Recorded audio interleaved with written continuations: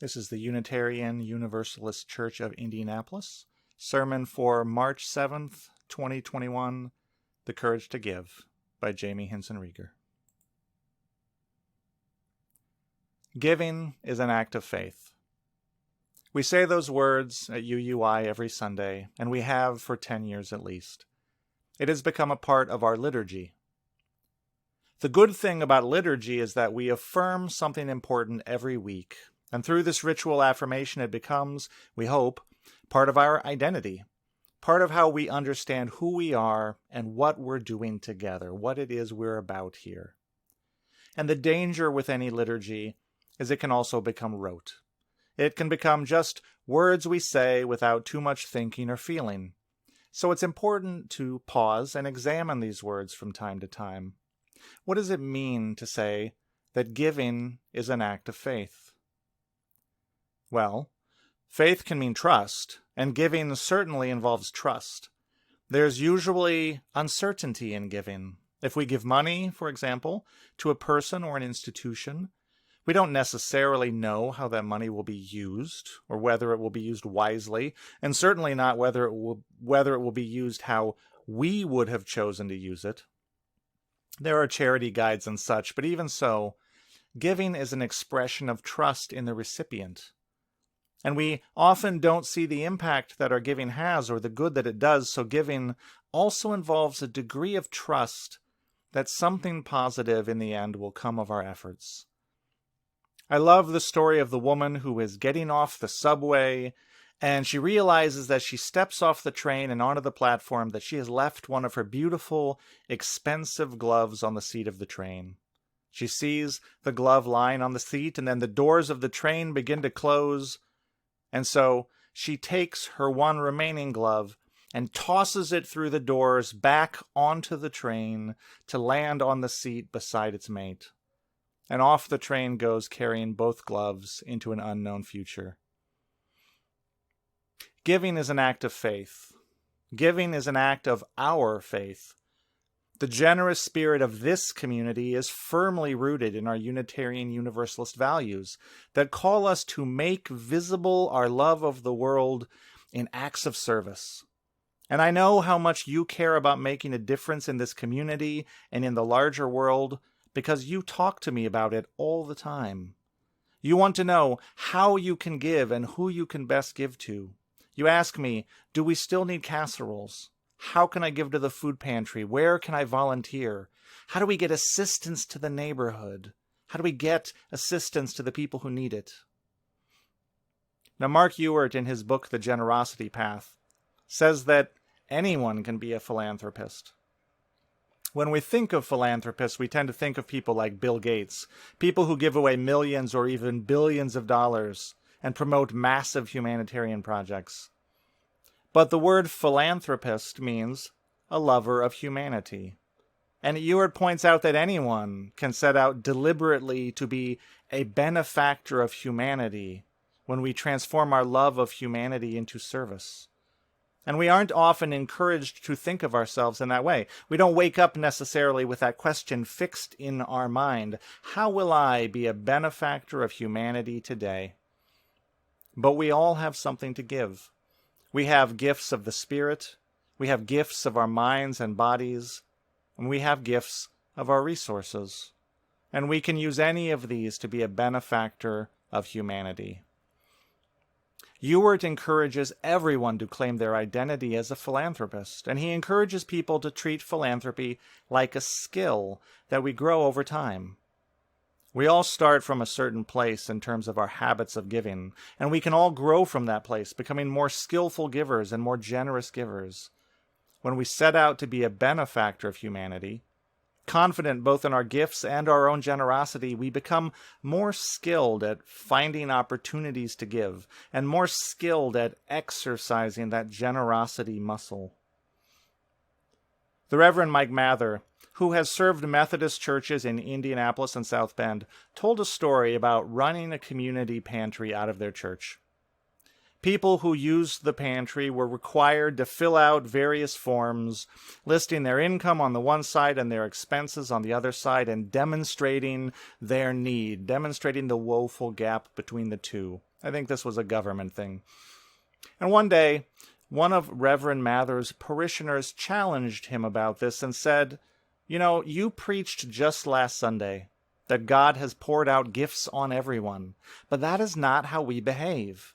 We don't ask the people who come here to tell us about their gifts. We only ask them to tell us about their deficits. And Mather realized that this was true. They had gotten into the habit of seeing people as coming to them empty rather than full. But everyone has gifts.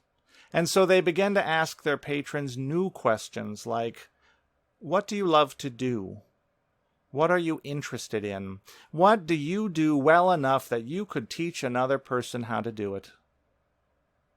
And as they asked these new questions, they discovered people's passions and talents, and they began to connect them to opportunities to create, to give, to be community benefactors. When we treat other people as though they have nothing to give, we deny them something essential about their humanity. And when we treat ourselves like we have nothing to give, we deny ourselves something essential about our own humanity. But when we risk to offer our gifts, we live into our humanity. Author Brené Brown talks about something she calls wholehearted living. Wholehearted living is a life of courage, compassion, and connection. The word courage comes from the root word cor, meaning heart. So when we live wholeheartedly, we put ourselves out there. We put ourselves on the line for that which we love. We take risks for that which we love. We center our lives around that which we love. And this takes courage. This takes a willingness to be vulnerable. Brown identifies a feeling of pervasive scarcity in our culture that discourages vulnerability and thus wholehearted living. Scarcity is the fear that there's not enough, but even more than that, it is the fear that we are not enough. Because Brown is not talking primarily about economic scarcity. She's talking about the cultural scarcity of late capitalism that encourages a kind of spiritual scarcity. We are bombarded with images of things that we should have, should own, should be, and this can make us feel like we are not enough. And when we feel this kind of scarcity, we may become more self-protective. We armor up, we take fewer risks, we pull our energy and resources close to us, we're slower to trust, and this is not wholehearted living. Now, Brown says the opposite of scarcity is not abundance. It's not piling up of things. The opposite of scarcity is enough. People who live wholeheartedly with courage, compassion, and connection are grounded in a sense of enoughness. The fundamental orientation that gives us courage is a belief that I am enough. I am enough to take on the challenges I am facing. I am enough to face the day. I am enough to get back up if life knocks me over. But most importantly, I am enough in the sense that I am already worthy. Worthy of dignity, worthy of love. These are the primary tenets of Unitarian Universalism. And this enoughness is consonant with what Mark Ewart and Mike Mather are saying about giving. I am enough to be a benefactor. The gifts I bring are enough to make a difference in my community. When we give, we become part of a story that is larger than ourselves. We don't always know how the story turns out. We are content to play our part and trust our fellow storytellers. There's that word again, trust. Giving is an act of faith. I don't know all the stories that are happening in your lives, in the lives of this community, but I have a window seat to some of them. I get glimpses of them in the things that you share with one another, here during worship, especially during joys and sorrows, during coffee hour, in the morning meditation group, during pub theology, around the fire every Tuesday with the men's group, in the parking lot on second Sundays as we gather to collect canned goods for the food pantry. At board meetings and finance committee meetings and worship planning meetings, there's a lot of meetings at this congregation. In these small random moments of connection, I get little glimpses of your lives. I hear your frustration with this seemingly interminable lockdown and your hope as the numbers turn in a good direction. I hear your anxieties with the political division and instability in our country, and your encouragement whenever there is some small progress. I hear about illnesses and recoveries, jobs gained and lost. I hear about challenging relationships, frustrating neighbors, ailing parents, and mostly I hear a lot about loneliness and isolation. And I hear about people bringing each other groceries, dropping off gift bags and care packages on porches, arranging rides to doctors' offices, checking in on each other. I hear about puzzle exchanges, book groups, shared Netflix recommendations. I hear you solving each other's tech problems. I hear about shared hikes in the park. I hear you encourage each other. I hear you celebrate each other's vaccinations. I hear you reach out to each other again and again. I see you show up for each other. I've met so many of your pets online. You may not fully know what you all are creating here at UUI. You are all creating something beautiful. I want you to know that. I hope you believe that. When we give, we become a part of a story larger than ourselves. You give of yourselves in so many ways to each other and to this community. No one of us can know the whole story of UUI, but I want you to know that it is a beautiful story. You are all part of a beautiful story that is happening here, and each time you choose to give of yourselves in some way, you keep that story alive.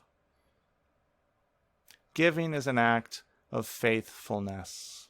To be faithful is to stay in relationship, and giving is one way we stay in relationship. It is how we stay connected in partnership to a joint endeavor. It is how we sustain a cause or a community or an institution over time. It is how we build for an uncertain future together. There is courage in every act of giving, however small or great. There is vulnerability and uncertainty. And to be faithful is to accept that uncertainty and to keep bringing our gifts back to the table. Because we know that around that table there is laughter and love and wisdom and sustenance, not just for ourselves, but for our neighbors and for all of our children and maybe one day for our children's children. And we want this table to keep feeding the community for a long, long time. Someday, maybe even someday soon now, we will gather around this table for real. Like for real. But for now, I witness to your faithfulness in this year of risk and uncertainty.